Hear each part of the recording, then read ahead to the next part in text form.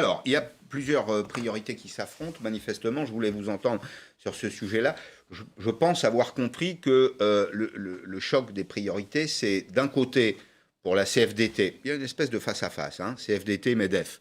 La CFDT est très en pointe. La CFDT dit la priorité, c'est la pénibilité. Pour le MEDEF, la priorité, c'est le financement. Est-ce qu'à votre avis, les deux sont incompatibles ?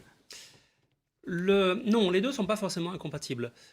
Toute la problématique de la pénibilité, et le débat est sur la table depuis quelques années, c'est là d'avoir une définition objective, rationnelle, quantifiable de la pénibilité. Et mesurable, j'imagine, parce qu'il faut que ça puisse être mesurable. Vraiment mesuré finement. Absolument. Et moi, je n'ai pas compris que le MEDEF était opposé à la pénibilité, je n'ai pas compris que le MEDEF était opposé aux carrières longues.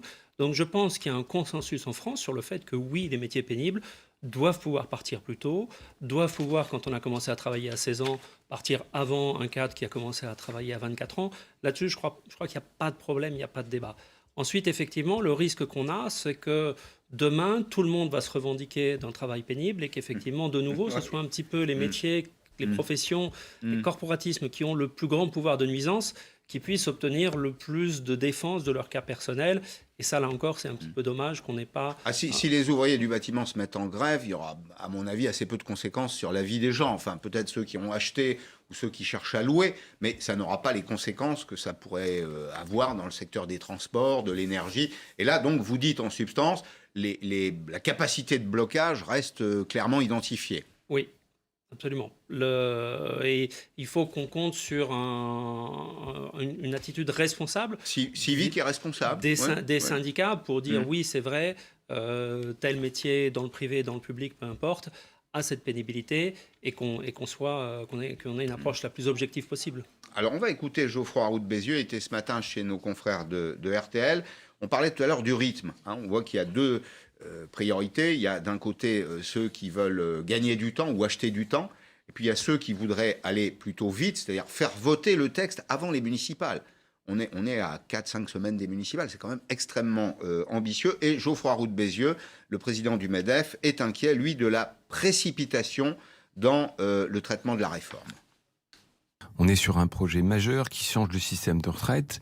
On a beaucoup de questions sur le financement, pas seulement le financement court terme jusqu'en 2027, mais comment sera équilibré le régime plus tard. Je crois que c'est important pour les Français de savoir que le régime sera équilibré. Je crois que le calendrier dans lequel on est enfermé n'est pas tenable. À fin avril, il faut avoir voté la loi. Et ça veut dire 2 mois pour trouver des solutions à des problèmes qui se posent tous les jours. Je crois que c'est pas raisonnable. Alors, il y a une certaine légèreté quand même. Enfin, moi, j'observe les choses, je me dis, il y a un peu de légèreté d'une certaine opposition qui est dans la procédure. Il y a une certaine légèreté du gouvernement aussi, en retour, qui est de vouloir absolument accélérer le temps, alors qu'il y a énormément de questions qui restent posées. On va se les poser, hein, les femmes seules, les familles monoparentales, les divorcés, etc. Puis il y a la question du financement.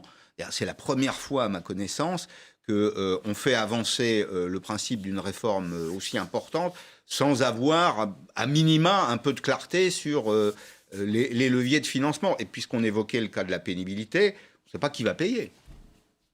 C'est vrai que... Alors, là, on parle d'un vote au mois de mars. Oui. On entend surtout que le gouvernement voudrait que ce soit fini avant l'été, avant le mois de juillet. Donc mais ce calendrier, pour que ce soit terminé avant juillet, implique une première étape qui se termine rapidement. Je suis d'accord, c'est extrêmement rapide compte tenu de la complexité du sujet, compte tenu de la multiplicité de sujets à l'intérieur de chacun, droits familiaux, réversion, pénibilité, etc. C'est vrai qu'on est sur un calendrier qui est difficilement tenable, d'où justement, j'ai envie de dire, la stupidité de l'obstruction parlementaire qui n'arrange rien et qui risque de faire passer mais des textes non discutés. Qu'est-ce qui risque de se passer ? On va traîner cette affaire tout au long de l'année, là ? Moi, je pense qu'effectivement, d'ici l'été, c'est quand même très challenging et qu'il est probable que ça décale, comme ont souvent d'ailleurs décalé les réformes de retraite, qui ont toujours été plus longues. Je pense que si on arrivait à avoir un consensus minimum d'ici la fin de l'année, ce serait déjà Très bien, très... Le front est très éclaté. Hein. Il y a le gouvernement, je ne suis pas sûr qu'ils soient à peu près, d'ailleurs, tous d'accord sur tous les sujets.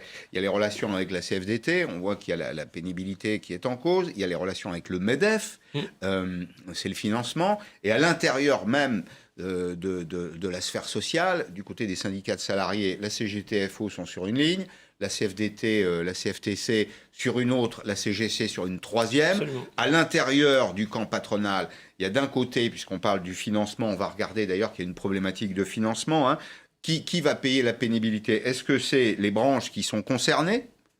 On va dire les choses simplement, bâtiments, travaux publics, essentiellement. Ou est-ce que le financement sera mutualisé? C'est pour ça d'ailleurs qu'il y a une opposition. Dans le front patronal, il y a ceux qui sont, dans lesquels les métiers du bâtiment et des travaux publics sont très représentés, qui voudraient évidemment faire partager l'effort. Et puis il y a les autres qui disent non, c'est pas nous, on ne veut pas payer. Donc comment arriver à mettre tout le monde d'accord? Je pense avoir décrit les choses peut-être de façon un peu fouillie, mais quand même assez fidèle. C'est un front complètement éclaté aujourd'hui. Absolument. Et en fait, c'est vrai que jusqu'à début décembre, on avait quand même une certaine harmonie sur et une certaine acceptation du principe. Et c'est vrai que depuis décembre, et les mouvements sociaux, c'est parti dans tous les sens. Chacun, vous avez cité les positions des syndicats, mais ensuite il y a les différents corporatismes qui ont fait que, à tort ou à raison, très très très souvent à tort quand même, parce que dans ce qu'on entend comme revendication ou comme perception, il y a beaucoup d'idées reçues qui sont fausses, de régimes pour lesquels la réforme est très favorable et qui sont persuadés qu'ils vont être lésés. C'est quand même un petit peu dommage. Donc il y a eu cette cacophonie de décembre-janvier, cette mauvaise communication, ça tirait dans tous les sens avec chacun essayant de tirer un petit peu la couverture à soi. Ça facilite pas du dialogue serein.